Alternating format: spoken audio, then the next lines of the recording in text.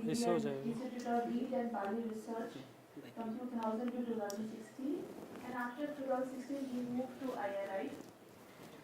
He has a lot of experience in surveillance and pathological aspects, including molecular of wheat pathogens, mainly stripe rust, head scab, kernel burnt, spot blotch, etc. He got exposure in advanced molecular technique at Zurich and the University of Zurich to some other groups as well. He received many recognition from the National Academy of Agricultural Sciences, New Delhi. Also, he is a Young Scientist Award from Indian Society of Mycology and Plant Pathology. He is the editor IPS now. He has experience in visiting many countries like Switzerland, USA, Italy, Turkey, Malaysia, Nepal, Australia, Russia, China, Japan, Mexico, Kenya, Bangladesh, and delivered lot of lectures. And he is a specialist in the wheat rust as well as wheat blast. So you have heard about recent emergence of wheat blast in the Bangladesh. We are taking lots of care should not come to India, and for all this measurement for submit what they are taking to not spreading the wheat rust all over the world. He is a member of that, and all that meetings he is attending, even though all the training is provided by CIMIT. Sir has attended all this training. So he is a leader wheat scientist in the area of especially the wheat rust as well as head blast and wheat blast as well. So now I want to invite sir to deliver a lecture on the molecular morphological characterization of major wheat diseases. So he will take the different wheat diseases and he will tell you what is the impact of that particular disease along with it, how you can identify and how you can maybe further work in that particular disease. Thank you. Sir, please welcome.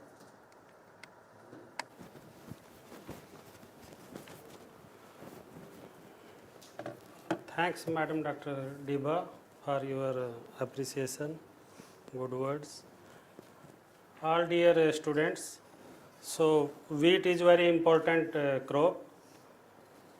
So wheat is second important cereal after rice in India, and contribution, there are different type of wheat, bread wheat, durum wheat, dicocum wheat, and this bread wheat contributes 95% and remaining 4% from durum wheat, and dicocum is also like that is grown in Karnataka, and that is good for medicinal purposes also. So wheat is contributing 50% of the calories. So wheat is very important crop, and at global level also wheat contribution is 30%, and this 220 million hectare area it is covering at global level. In during this season, India crossed 100 million ton. This production is more than 100 million ton this year, and area is around 30 million hectare. And like you can see, in 1950 the production was 6.4 million ton, and this is 101.2 million ton this year. So this is a, you can say that 17 time increase in the wheat production during last these 70 years. If anyone asks what India has done during last 70 years, India has moved 17 times in wheat production during last 70 years. So these are the different wheat growing zones on the basis of agroclimatic zone. These are the different northern hill zone which cover the hilly areas of Himachal, Uttarakhand. Then northwest plain zone where we are sitting, this is northwest plain zone. Punjab, Haryana, Delhi, UP, many northern plain, northeast plain zone, central zone, peninsular zone, southern hill zone. So on the basis of the climate, these are the 6 zones, and these are demarcated because we have to develop the different wheat varieties depending upon the zone, and we have the disease problem specific to the zone. So we are working in different zone according to that. So how this wheat program, wheat crop improvement program started? Dr. Borlaug, you know, earlier wheat varieties were called salts. They were the mixture. After that, pure line varieties were developed. And this Sir Howard in 1905 at Pusa, he started this crop improvement program in wheat from Pusa in 1905. And earlier varieties were like Pusa NP varieties. NP4 was the earliest. So this was developed at Pusa, Bihar. And after that there was some hybridized variety like NP52. So this is a continuous, and like I told the zones of 6 zone. So you can see here problem in northern hill zone, yellow rust, which is also called stripe rust, powdery mildew. Then northwest plain zone, here Karnal bunt also added. In northern hill zone, Karnal bunt is not a problem. Then northeast plain zone, then spot blotch is more important there. Likewise, in all the zones, different disease like black rust, which is also stem rust, that is important in peninsular zone and central zone.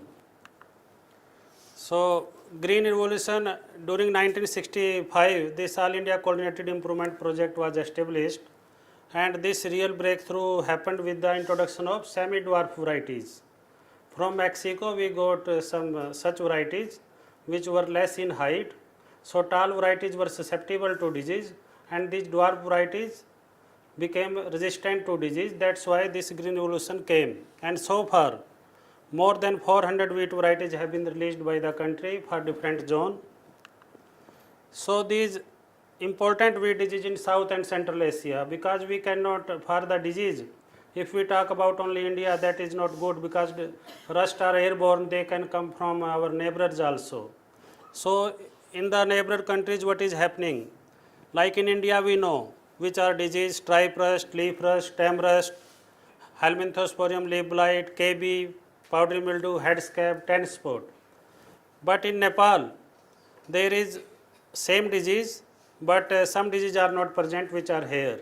In Pakistan, Karnal bunt is also there, because that was reported first time in 1931 by Dr. Mitra from Karnal, and at that time Pakistan and India both were same. From Bangladesh, you will see that there is no stripe rust.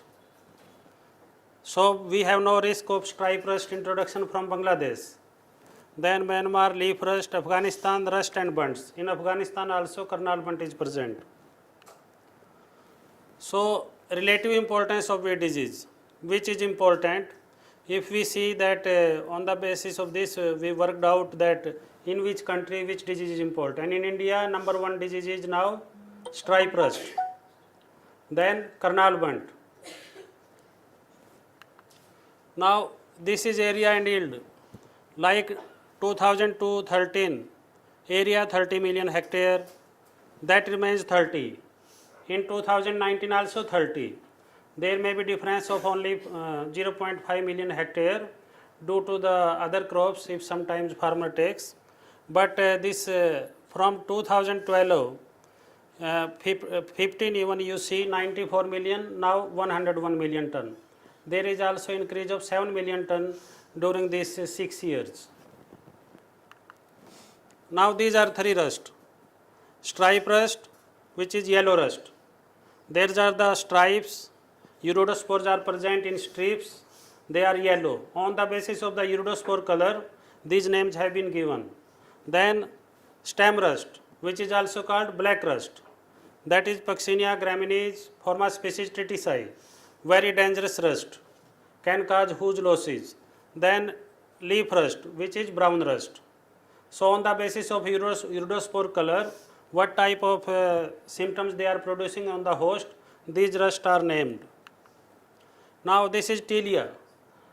After when maturity over and crop is at harvesting, when temperature is more, then iridospore convert to tilia. These are the black spore, dead spore, resting spore.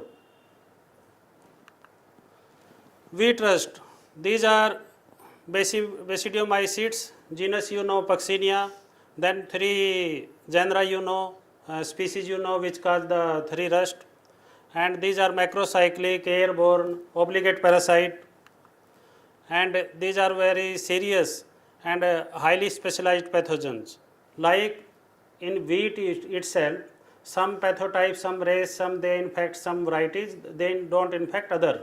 So they are very specialized. This is some literature which say that Puccinia triticina, that is leaf rust. So here temperature is 10 to 30 degree centigrade, mean range is more. So this is more prevalent if we say, but does not cause more damage. Why? Because when high temperature is there in April, then crop grain is already developed, so loss will be less. It comes late in the season, that's why loss is less. While stripe rust, which require 2 to 15 degree, that appear in December. So mean that is appearing in the plant at seedling stage. So when disease is at seedling, like a child get disease, so that growth is reduced very much. But if an adult get a disease, then there will be less effect. So likewise, this yellow rust disease is a seedling disease. If it comes at seedling stage, then it is a killer disease. But stem rust, that range is 15 to 35. We note that the rust are obligate parasite, and there are 5 distinct fruiting forms: pycnium, asium, iridium, psyllium, basidium, and the spore. How these are the different stages, and we know that microcyclic, macrocyclic. If all stages present, they are macrocyclic. And teleospores, they are the sexual spores, and the spores which cause infection in the field, they are iridospore, they are asexual spore. And how these asiospores are formed after dikaryoticization of pycniospores, which appear after infection of basidiospores. So these are the different spores, and where asiospores will be present? They will be present in the berberis. In India, it is not known whether this cycle is complete or not, but in USA, berberis is present there, wheat is present there, so cycle is functional there. So many species, many genera in rust.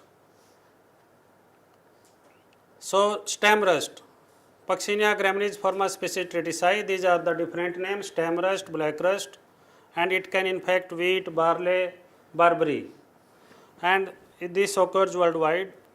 And during 1960, its presence was noticed, and barberry was also present in this 1600, and France made a rule that we have to eradicate the barberries, but it was got unnoticed by US, and US continued with the barberries as well as wheat, and that's why stem rust became a problem in USA in 90s. What do stem rust do? This drastically reduces growth and yield by 70%.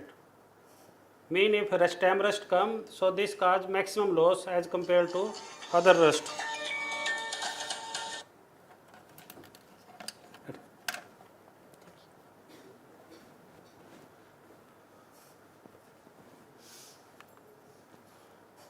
So how this loss happen? This is due to the photosynthetic area is reduced and shriveling of grain take place. That's why there will be less yield. And these are the some of the hosts where it survive, like Mahonia species, Berberis species, where it can survive. Now Dr. Barlow developed the stem rust resistant varieties. There is a gene SR31. This SR31 stand for stem rust. S designate S is capital, mean this is resistance gene, SR31. So this is very important gene, and due to this, during Green Revolution, our varieties which were developed, they were having SR31. So this is resistance came due to SR31. Now Dr. Barlow, about Barlow, you know that he got prizes for this work, and this the cycle, how this infect the different spores. So you should know that iridospores which infect wheat, they are iridospore, and after the season is over, those are the telutospores. And other spores they Basidiospore, Pycnospore, Aciospore. If berberis is present, then Aciospore will come there. And sometimes like berberis is not present in India. Berberis are present, but the species of berberis which may harbor these spores may present or not present. This has not been investigated. So in the Himalayan region there is a lot of other flora, other plants, self-sown wheat, grasses. There these rust pathogens they can survive in the off season. These are some the spore structure. You can see how they look for brown rust. Now this is very important for a disease host pathogen environment. So host should be susceptible, pathogen should be virulent, environment should be favorable. And about the host, these are the different points, whether there is a new variety or a change in the growth habit of the population. Due to that we are bringing some new crop or new variety, or whether these are resistant or not, what is the cropping system, what is the management being followed by the farmers. So these are the host factors, and these all influence the epidemics. About pathogen also, virulence, aggressiveness, adaptability, these are the different factors. And the temperature, humidity, wind, nutrition, these all are environmental factors. So in totality, if these all factors go in favor of the pathogen, then there will be disease. If these all go in the favor of the host, then there will be no disease. Now for this characterization of different pathogen, what we have to do first? First we have to go for survey. We have to see whether there is disease or not, whether new pathogen is there or not, or already, but it is done by roving survey. Mean we 2-3 people will go in a group, they will stop after like 20 kilometer, and after that they will get samples. Then there are some trap plot nurseries. Like we know there is a set of varieties, that in this variety there is a gene which will attract the pathogen. So we will trap the pathogen. So by planting the trap plot nursery at hotspot location, like we know in Gurdaspur is the hotspot for yellow rust. So there we will plant a such variety which is susceptible to the prevailing pathotypes. So by planting there, disease will come fast there, and when we will know that disease has come there, so we can go for the strategy, for advisory. And this is a host resistance, then distribution of rust pathotypes, rust resistance gene postulation. There are many genes present in different varieties of wheat. So we have to postulate that. One way is molecular method, other way is through the host. There is a different set of varieties, 0 set, A set, B set. In wheat, differential set is 0, A, B. In 0 mean those are the popular cultivars which are already grown. In A and B, there are certain varieties with specific gene, like A variety that is having SR1. And when we get a new sample, we will inoculate on that A variety. If that variety becomes susceptible with that sample, mean that gene knockdown. So this is the host pathogen interaction study, and this is the postulation of rust resistance genes, which are very important, and we are doing from last 60-70 years. So why do we carry survey? We have to know the races, different phenotypes, pathotypes. So rust survey is very much important, and these are the hotspot location. Like for yellow rust, hotspot location mean where a disease appear itself. We need not to inoculate their disease, and these are the different area have been identified for different disease. For Karnal Bant, Gurdaspur, Ludhiana, and Dhola Kuan in Himachal. Like for spot blotch, we can go to Varanasi, so their disease will come itself. Kanpur. For stem rust, we can go to Indore or Dharwad. So this is the survey that are done in not only within India. Once we did in Nepal also. in Leh Ladakh also, and on the basis of survey we can identify the rust, like in Nepal or in Leh. If rust is there in the summer, then we can predict that in the coming months it can come to India. These are the how, when we go for survey, how this rust will look. This will come in the foci, 3-4 plants, and then it will multiply so fast, then epidemic can come. So these are other different hosts which we noticed, and there was rust, but it is not proved yet whether this is playing role in epidemiology or not. These are the different surveillance method. Now through online we can recall data not only within India, from other countries also. Like this is SARC survey toolbox. There is one BGRI, Barlow Global Rust Initiative. So that is coordinating this effort, and this BGRI was established when UG99 was reported from Kenya in 1999. These are the different on the basis of the surveillance by different teams. So how this stripe rust inoculum flow? So this is maybe coming from J&K or Himachal, or maybe in Punjab it is coming from Lahore and Spiti. In Haryana it is coming from Punjab or Himachal. So in Uttarakhand also it is coming maybe from Nepal. So these are the different like for stripe rust, brown rust or black rust, we have 3 rust. But here you will see these are the different. There are 20, 50 pathotypes for each. So we have to make strategy for each. So if we count this number with pathotypes, this is more than 100. So we have to work with different pathotypes. Like 1975, till 1975 these were the main. After that, when you will see further, upper names not appearing in later years. These are the new one. And where these earlier old pathotypes? Because we have changed the variety. We have developed new variety came, then new pathotype came. And those old variety now not in the field, so these pathotypes old, they died or they mutated. Now they are not existing in the field. These are the some 5 new pathotypes which we have reported during last 4-5 years, and now these are predominant for stripe rust. So they are knocking down the different stripe rust resistance gene.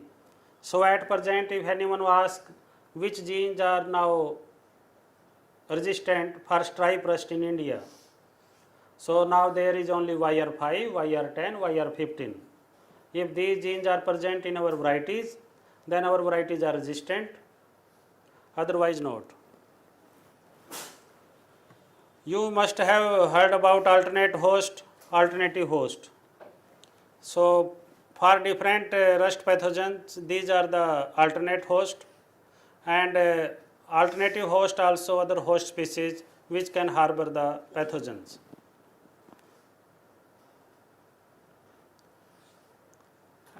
When epidemics will occur? When there will be super susceptible varieties or susceptible varieties. If susceptible variety is not in the field, then there will be no epidemic. So for the epidemic, this is the requirement. Then we can go for slow rusting. Slow rusting are such varieties, then epidemic will not come, because there will be pathogen will be able to eat something and new pathotypes will not emerge. So we have to keep balance. When we develop such varieties by only adding one gene, vertical resistance, then pathogen has the capacity to mutate. So this is in continuation about the epidemiology, what is autoinfection, alloinfection, and fire analogy. This wheat rust, they spread like fire, and sometimes there are man-made introduction also. Like in Australia, till 1979, there was no yellow rust. But it was some people from Australia went to other countries, and when they came back, they noticed in their field that stripe rust is there. So there are many diseases which come with the scientist also, because they go to different labs, different countries. So there is a very chance that disease can come with scientists also, with farmers also, with tourists also. So if there are such threatening disease, so everyone has to take care so that disease may not enter where it is not present already. So we have to intervene in the disease cycle, survival cycle, epidemic phase, only then we can manage the epidemics. So this epidemic phase, this happened during the cropping cycle, and survival phase during the non-cropping. When crop is not there, then pathogen need to survive. And then we have to follow the different methods, resistant variety, cultural, and many things. This is type of resistance. We should go for polygenic resistance, which is not race specific and that is durable. And we have to keep focus on durable resistance, otherwise there will be boom and bust cycle. So if we don't want boom and bust cycle, we should go for durable resistance. And in the slow rusting resistance, this is also then if slow rusting is present, then pathogen will not able to infect because there will be reduced infection frequency, low disease severity, there will be less number of spore production. So this if you see from this graph from 2001, this 46S119, this is one stripe rust pathotype. This is only present in 2001, 2003, then 2004 another pathotype came 78S84. This 78S84, this is virulent on YR18. In our varieties YR18 was present. Varieties which were having YR18, they were not susceptible to 46S119. When new pathotype came, then this proportion of earlier race reduced. So these are the main genes in our present in our varieties. Like you will be looking YR2, YR9, YR18, YR27. These are only 5 genes. So mean our genetic base is very narrow, and these are genes now knocked down by the pathogen. So we have to now develop variety by adding the YR5, YR10, YR15. So we then can develop. So this is our strategy for stripe rust. Like in the hills, then in the plains. From the plains we want more production. In hill what we want? Production may be less, area is less also there, but there should be resistant varieties. Mean in the Himachal, Uttarakhand, if we are getting only 1 million ton, but varieties should be resistant there, so that inoculum may not produce there, and that may not flow to plains.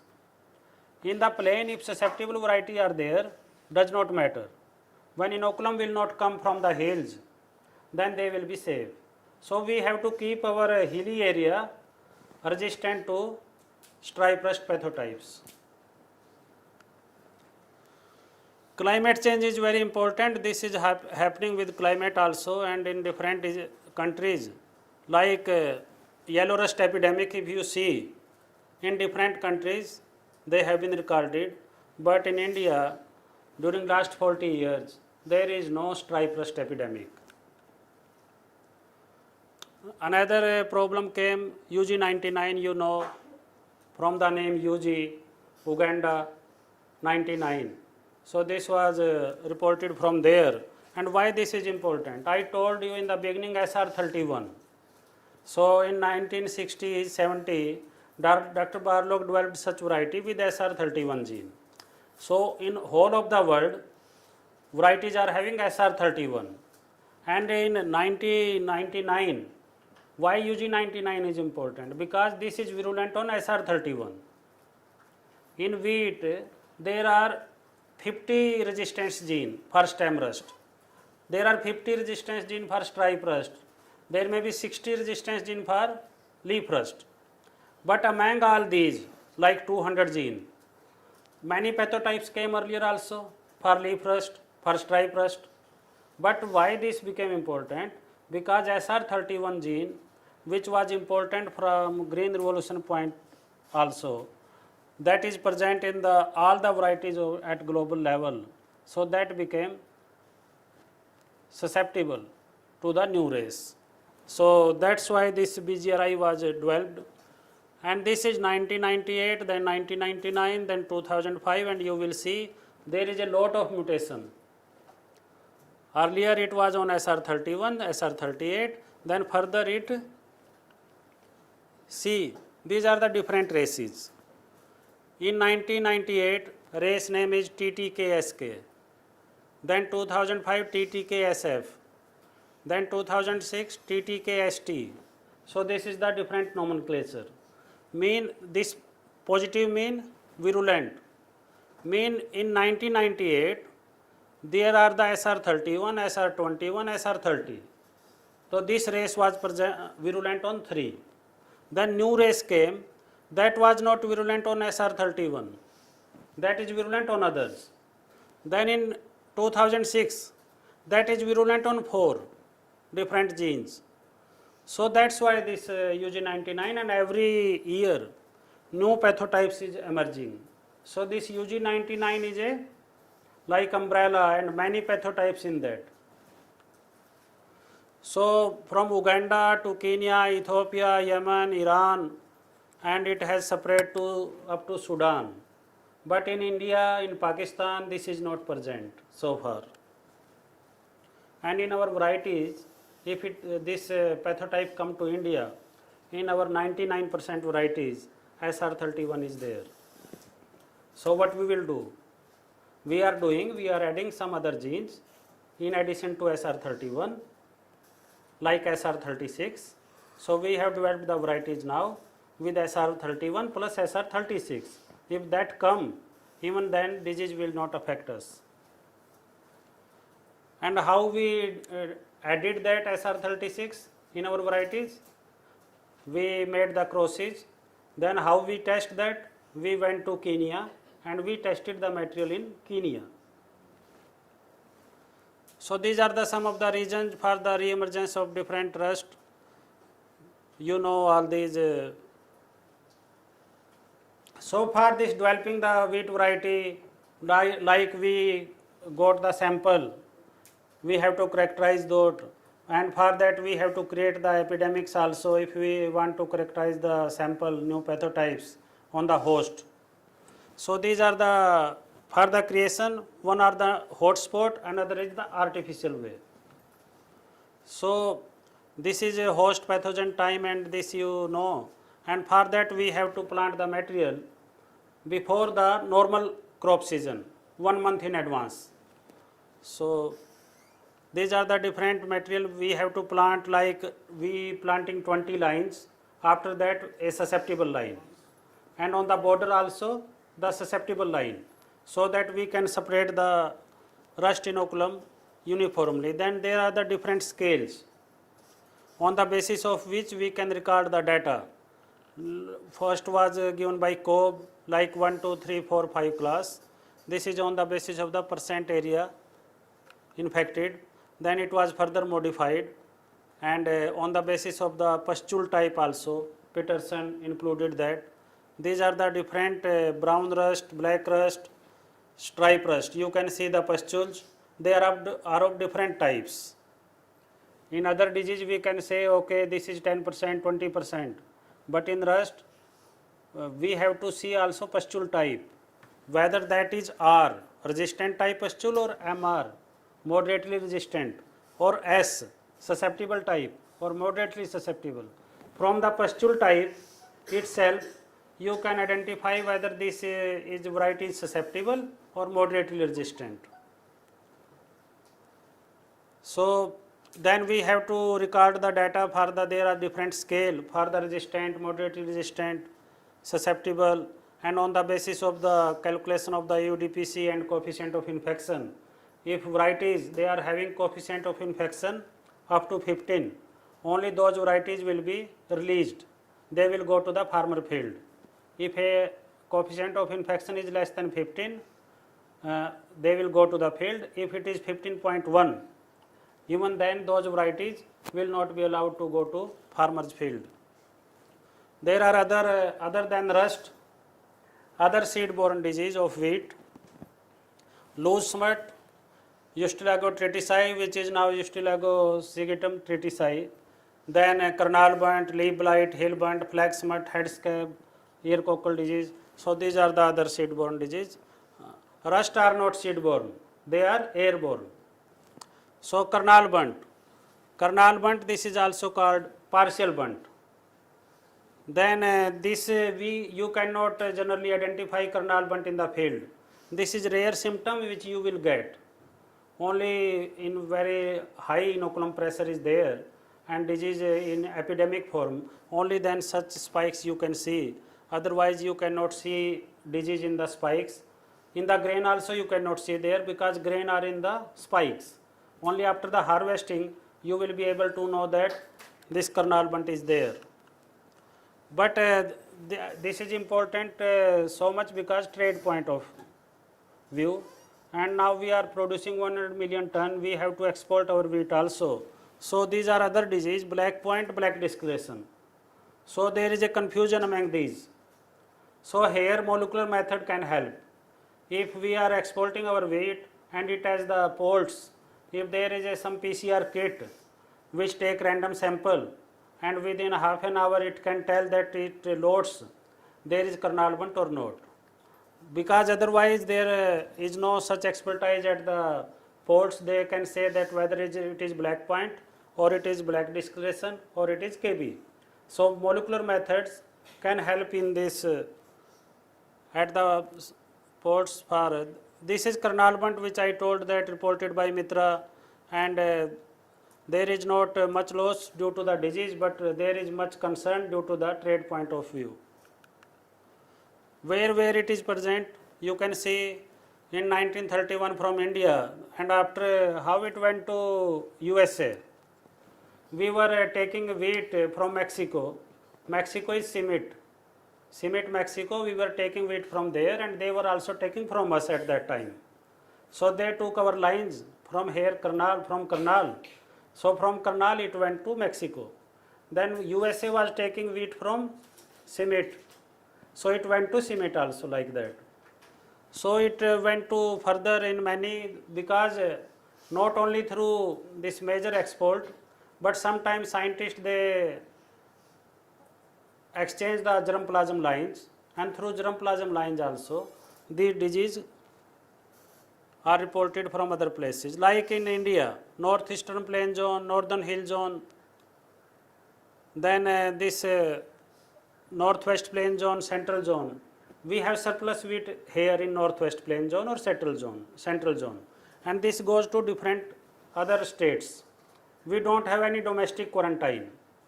So this wheat is transported to other places, and that's why this is spreading.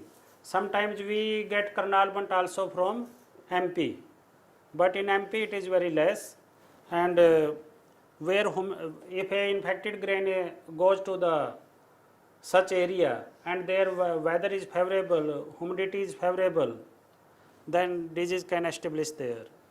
In the kernel bunt, there are after the harvest, blackening of the grain, which you notice, that is the teleospore, that is dormant spore. And after 4 or 5 months, that will germinate, and there will be two type of conidia, filiform and allantoid. And the allantoid type of conidia, they will cause disease in the field. This is the life cycle for kernel bunt. So the different spore stages you can see the filiform thread-like sporidia, which are not causing infection, and this allantoid they are causing infection. And this kernel bunt is seed-borne as well as soil-borne, so it is very difficult to manage. This is teleospore. Then we can detect by doing the 0.2% NaOH method. They are soaked in this, and next day we can see the signing on the infected grain. So this is the detection. Then perpetuation, they can remain in the soil also as well as in the seed, and in the soil they can survive for 5 years, and kernel bunt generally is coming after 5 years in epidemic form. So this is the cultural studies. This culture in growth, and this is the teliospore germinating. Then this is the requirement. Which varieties are susceptible? WL711, HD 2009, UP 262. These are the earlier varieties. Like in 1931, Karnal bunt was reported, and 1970, disease became very severe because at that time these susceptible varieties were grown. See, this is the temperature requirement, different rainfall. If there is rainfall during February, then there will be Karnal bunt. This figure shows that over the years, as and when there was rain in February, so Karnal bunt appeared in April. So this is the where it is present. Heavy incidence you can say in the northern India, and you can say that South India is free from Karnal bunt. In Gujarat also very less, only once or twice we noticed Karnal bunt. Tillecia indica and Tillecia barclayana, two bunts fungi. So these sometime confused. Sometime if other is present, then our export is hindered. So if we have the very good methods, then we can say no, this is not Tillecia indica.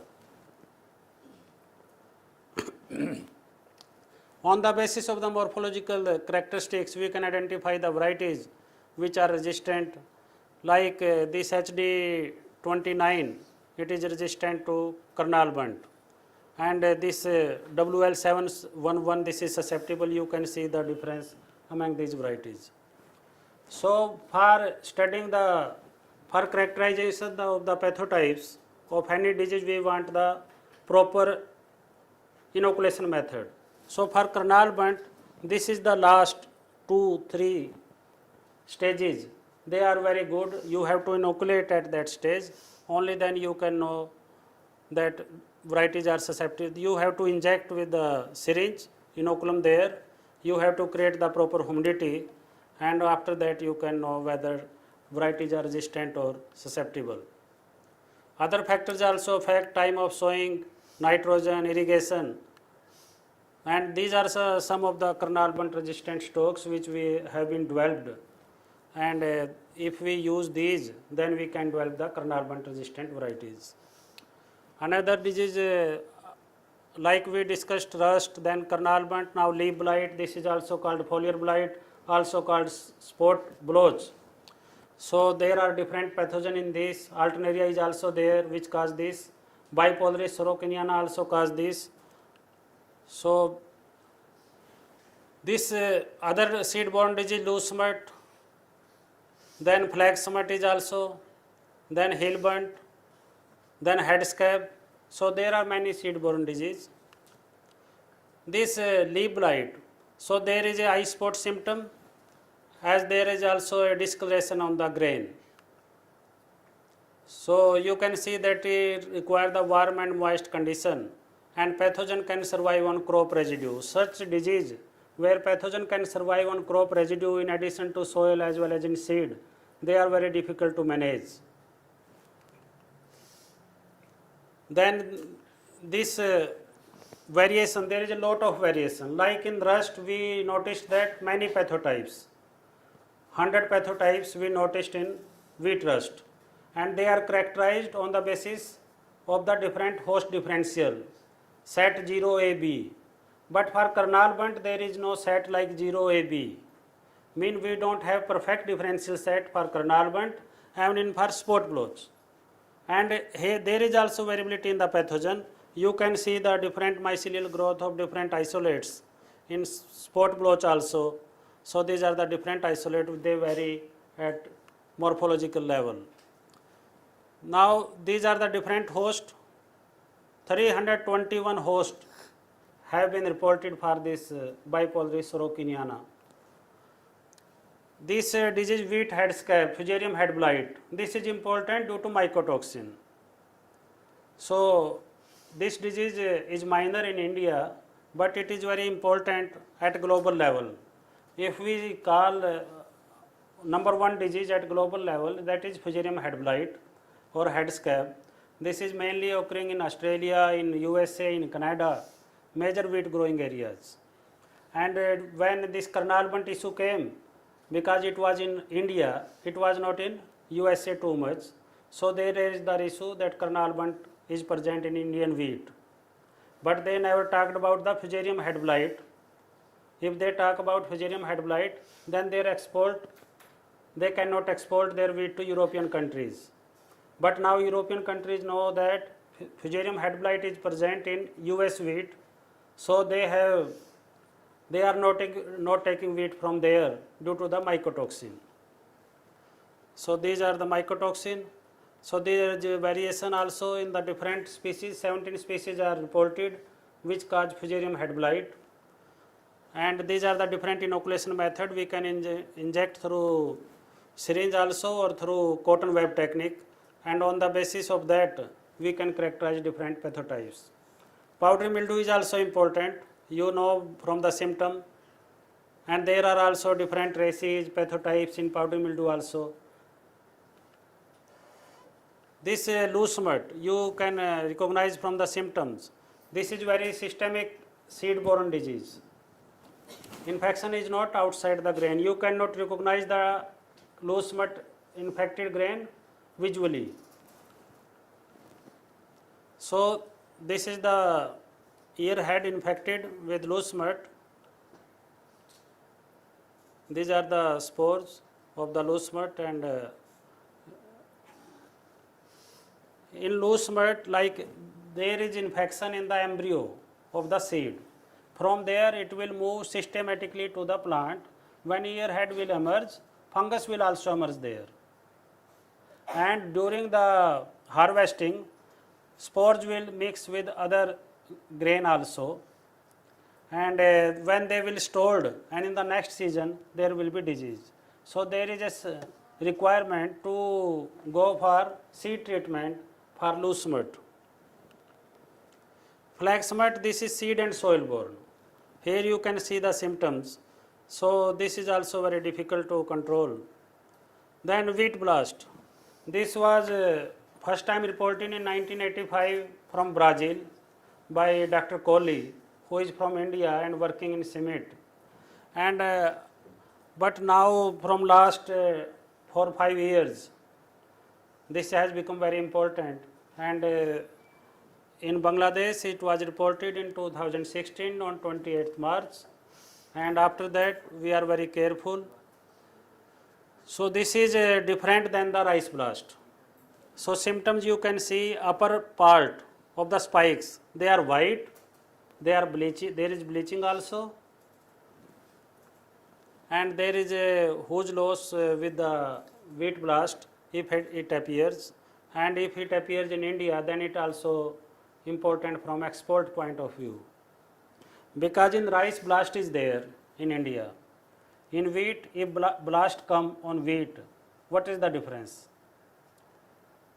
In rice blast, that remains on the grain and we export the rice. So their blast from India is not going to other countries with rice. But in India, when we will send our grain, then it can go with grain to other countries. So if wheat blast come to India, this will be very dangerous, but so far it has not been reported from any part of India, and we are very near to Bangladesh, so there is a threat from it can come from Bangladesh, but government has taken the precaution. And these are the different factors which are present and they are favorable. So in Bangladesh, climate is very favorable, and this is the where it was reported in Bangladesh, only 2-3 districts. And there are also resistance genes which have been identified now for wheat blast. And these are the promising germplasm for wheat blast, like Milan first. So in our varieties, when we cross the material and we want to transfer like YR5, but there are also other genes which get transfer itself. In our Indian varieties, Milan is already there. So when Milan is there in our varieties, so we are somewhat safe from blast. Not 100% safe, but there is chance that in some variety resistance is there. This is the different varieties. You can see latest variety which are grown in this HD3086. This is the variety developed by IRI. DBW88 by DWR Karnal, DBW71 by DWR Karnal, and WH1124 by Hisar. Wheat Hisar means WH. So likewise. So then there is a now more lot of advancement in the molecular methods, real-time PCR, different STS markers. So we can use those.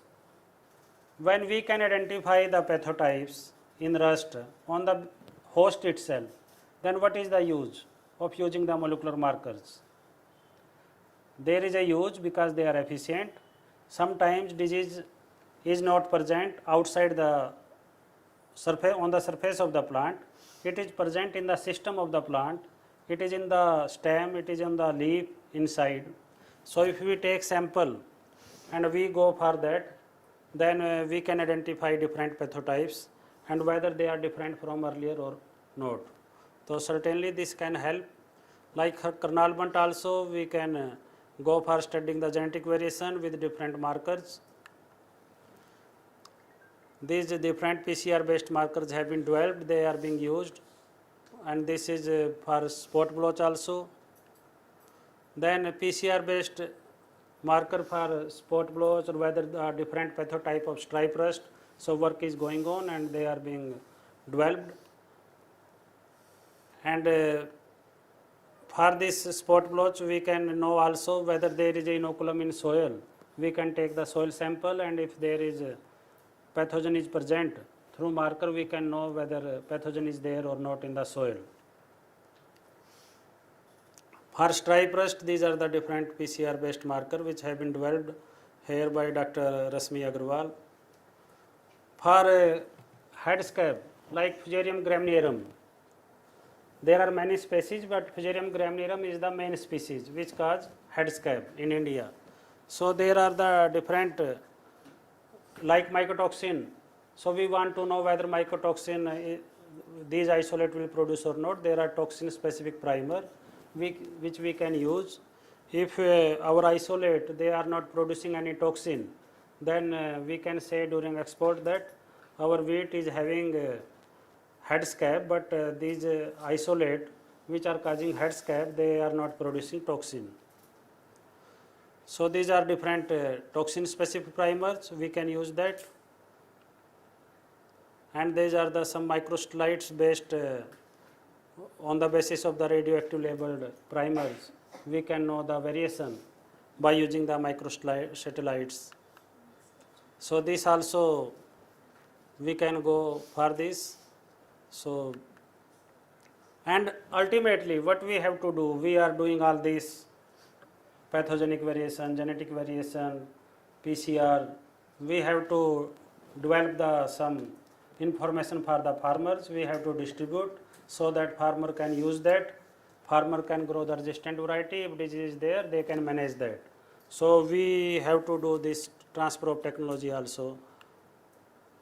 Now, in the last, I would like to say that bread wheat, if bread wheat is grown, leaf rust will be less. In durum, it will be very high.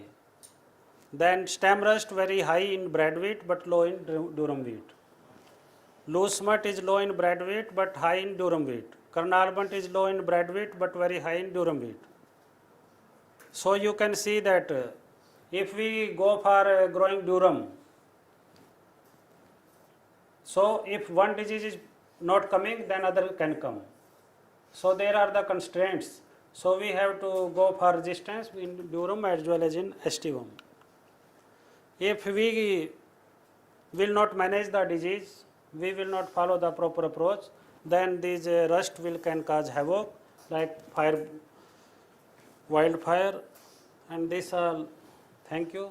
And if you have any question, please ask.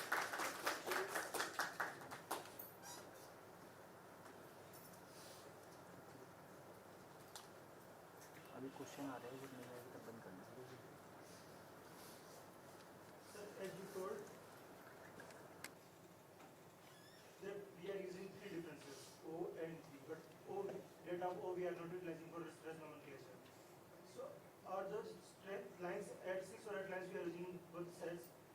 the same for every experiment or they change? They are fixed line.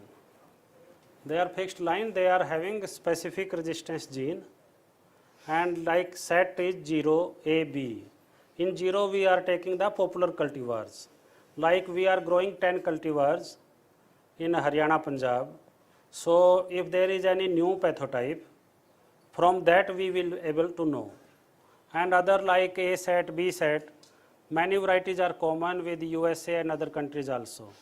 If any pathotype coming from outside India, so that we can identify also that. Sir, but the same plants we were using in 90s, are we using the same now or we have updated? We are updating as and when requirement new pathotype come, so we update our set also, that is revised periodically. And sir, in case of VG99, there are different sub-races like 10 or 11 races. Yes. They are named like TT, KSK, TT, KST. So on what basis they are named like this? They are on the basis of the different stem rust resistance gene. They have been knocked down, but in India there is not even a single pathotype. So we need not go for 10 varieties with different 10 resistance gene in India at present, because we are not getting even one. When one will come, then we will think for second. In Kenya, there is such environment where all these pathotypes are present. So we are evaluating our germplasm there only.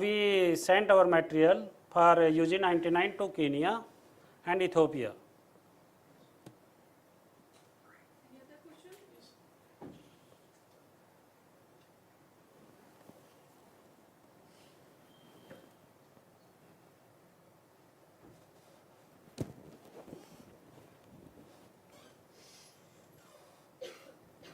Sir, you told that we use differentials in the rust, but not for the canal band or spot blotch.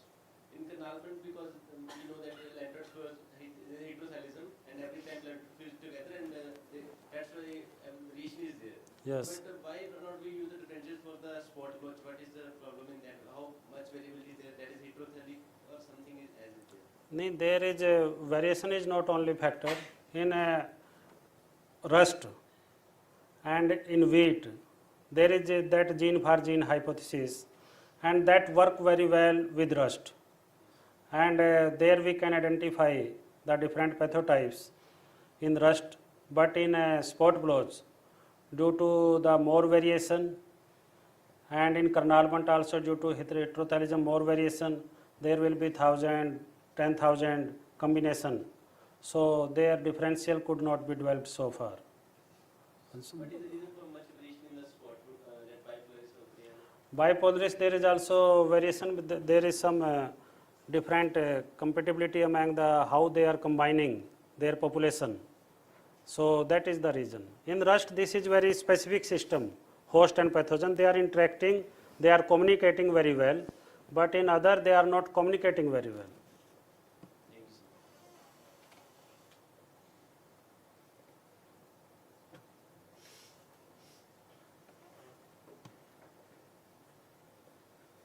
And moreover, because rust are more dangerous, and scientists are working from the 90s, so more work has been, more concentration, more projects came on rust.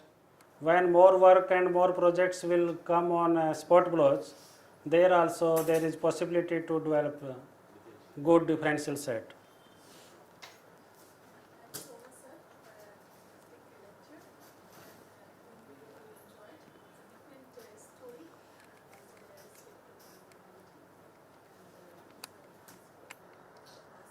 with the after that also, if you have some questions, please available in your account when discussing the part of the apply this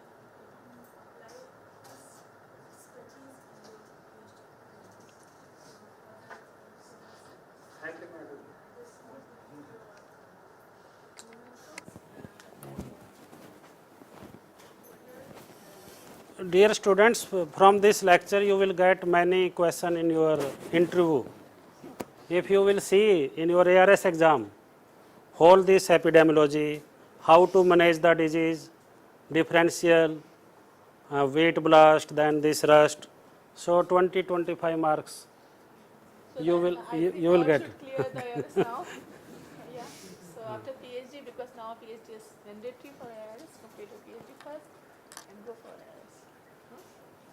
Before going to IRS, see the lecture on YouTube.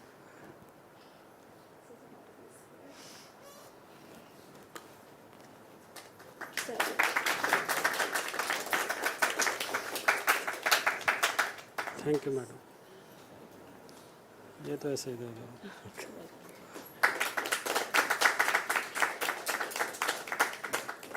Thank you madam. So it's not break for lunch. We are late to